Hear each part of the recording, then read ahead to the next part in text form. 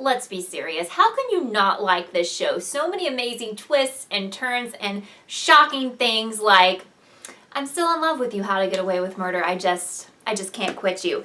So just like the great mystery of last season, and that was who killed Lila, we have a new mystery this season. That is who shot Annalise. I'm not going to go as far as say killed because we really don't think she's going to die, do we? I mean, really? But this is set up a lot like last season was because we keep flashing forward to the scene in the mansion of these parents who have been killed, and Annalise is on the floor covered in blood. She does not look good at all. And we're going to have to try to put the pieces together as to what happened that night and who did this and what is going on. But the cool thing is every episode we get like a few more pieces of our puzzle, which is exactly what happened with the second episode of the second season. We start out with a flash forward of Annalise laying on the floor of this mansion covered in blood.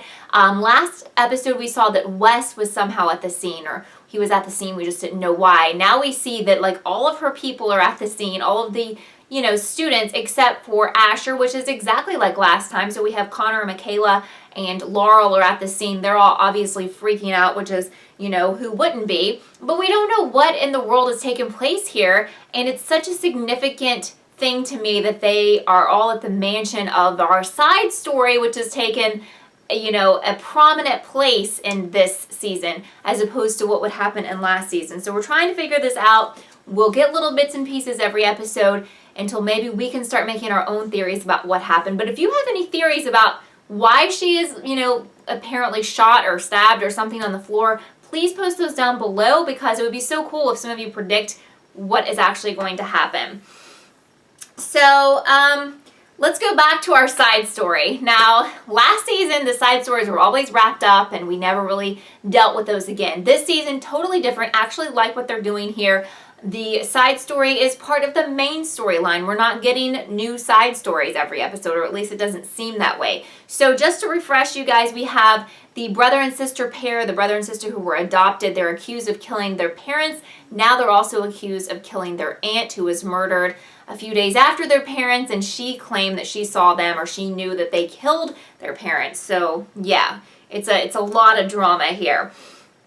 Now, Annalise and her people actually think that the brother and sister are guilty. This one is so tough, and that's what makes this show just so freaking amazing because I don't know. I mean, sometimes I think, oh my gosh, these people are so guilty, especially the brother whose name is Caleb. I'm like, he totally killed the aunt, and I think they killed their parents. But then they keep saying that they've been framed, and it is really tough. I think there's a lot more to this story. What do you guys think? Do you think they did it? Do you think they killed all three people? I don't know. I don't think it's as easy as it looks. I don't think we have all the pieces to that story, obviously. But we have an issue here because Caleb has been lying. He's been saying he was at home the entire time, and his sister is totally vouching for him, which means she's totally covering for him because she knows that he went on a run. And so far, he is not telling what exactly happened. Annalise is still understandably frustrated with Bonnie, like beyond, frustrated. And that's going to blow up a little bit later in this episode. So we need to get back to one of our other mysteries, and that's who is Eggs 911. We get some clues about that. Maybe some really big clues this episode. But we do see in the very first few minutes of this episode that Michaela acknowledges that Eggs has tried to reach out and get back in touch with her via text message, but we don't see her respond. So Connor makes kind of a dumb mistake, and he tells Annalise's team that his boyfriend Oliver is HIV positive, probably some information that they really didn't need to know. We have another main issue going on this season, kind of like three different big stories, I guess, but our other big story is dealing with Annalise's former boyfriend, Nate Leahy, because he's on trial. He is accused of killing her husband. We know that didn't happen. There's so much drama here, and she ends up having to take the stand in this case, and the prosecuting attorney is just one of the most annoying people ever, and she pretty much is saying that Annalise did it, or maybe they both conspired to do it together, and she makes her look really, really bad, and Annalise actually starts to lose her cool a little bit. We don't see that very often from her, but there were some moments last season where we definitely saw her get antsy and not be the tough woman that we know she is.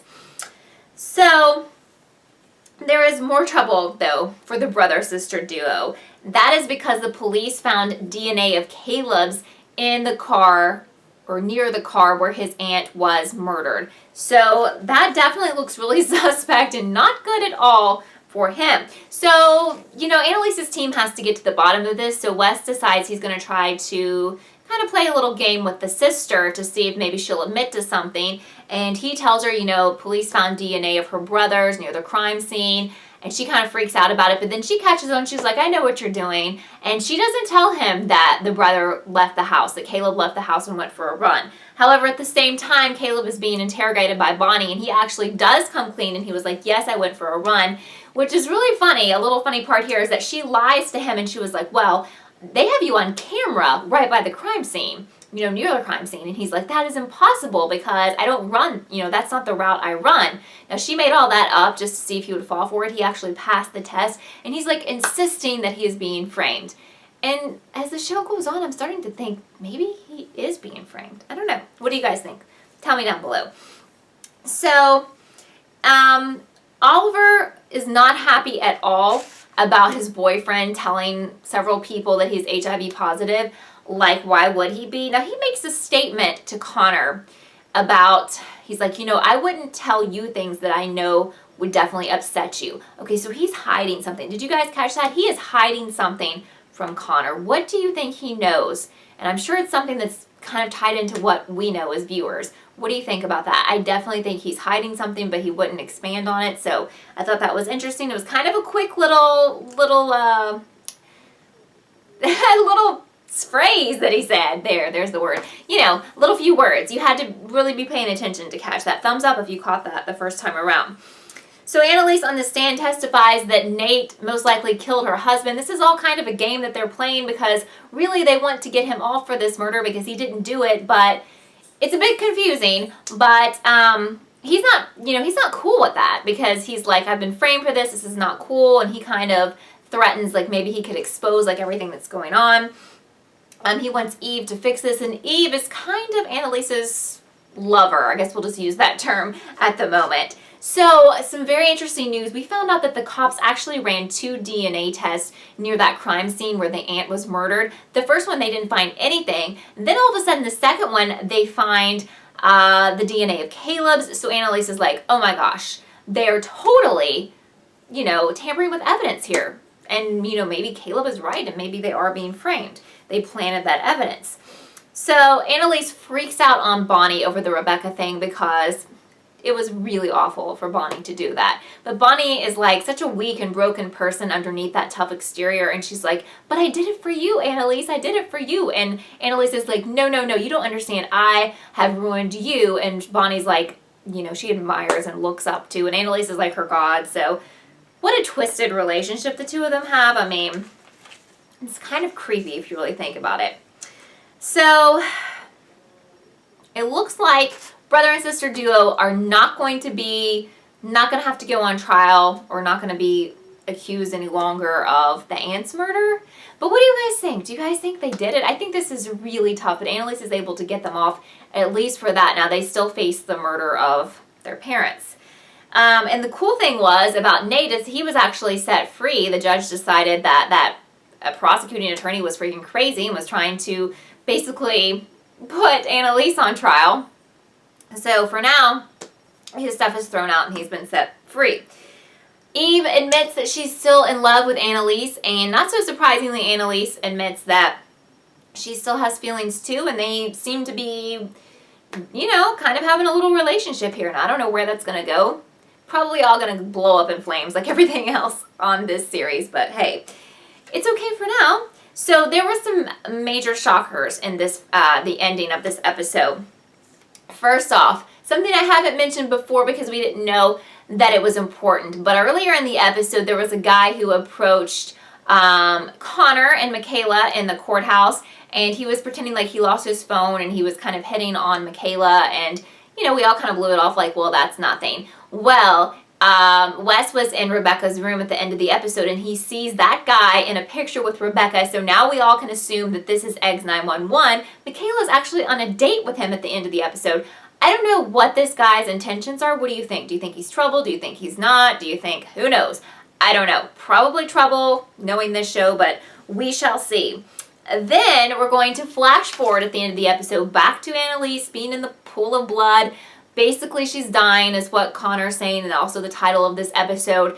And the huge shocker, though, is when they walk outside, they see that crazy prosecuting attorney. She is dead in all kinds of blood. Now, I'm not going to say she was murdered because we just don't know. She could have killed herself. I mean, who knows at this point? But somehow she's wrapped into all of this. Plus, we find out that she is going to be on the brother-sister murder case. So, do you guys, or trial. So, do you guys think that the brother and sister are responsible for her being dead and for Annalise being almost dead? I mean, that kind of looks like how it would be going, but I say with this show, that is way too easy and probably not the case. I really cannot wait to find out where they go with this.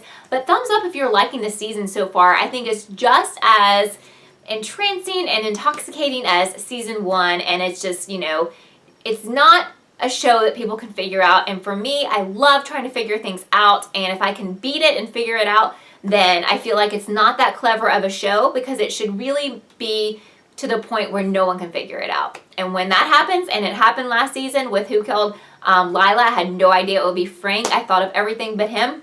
And then you know that whoever put this show together, aka Shonda Rhimes, is a freaking genius. So thank you so much for watching this episode of Kellie TV. I'm obsessed with this show, guys. I can't. It's just so good. Anyway, thumbs up if you're obsessed too, and I will see you next time.